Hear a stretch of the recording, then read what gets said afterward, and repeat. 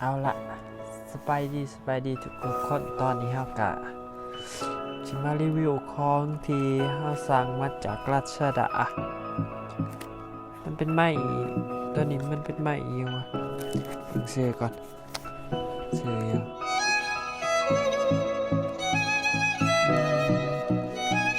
โอ้ไม้โมยา BYMM1 สามารถใส่ต่อจากกล่อง SLR และสมาร์ทโฟนได้กล่องมือถือมาสั่งมาราคาก็จะตอกได้ครับแทนสำหรับข่อยแต่ก็เอาเงินมาซื้อเองเดี๋ยวแกะกล่องเติมของมาเลย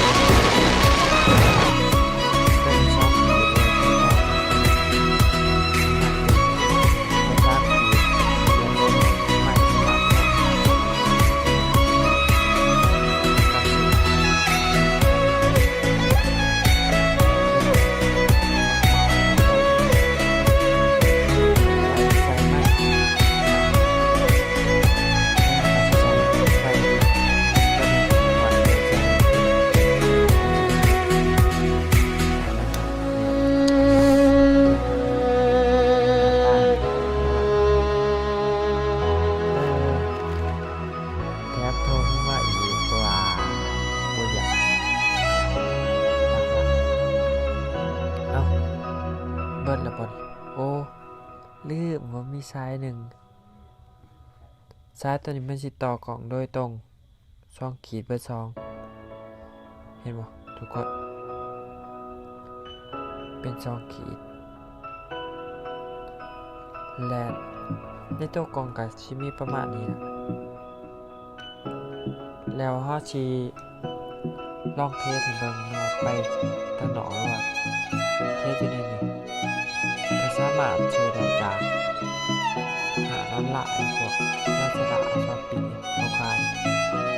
ราคาก็มีพันป้าย500นะกว่านั้นก็เบิ่งเอาเอง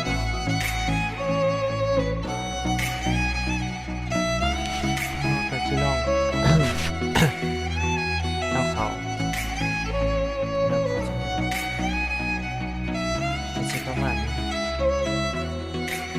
ตัวนี้ตัวกันลงครับตัวนี้เป็นตัวกันลงแล้วก็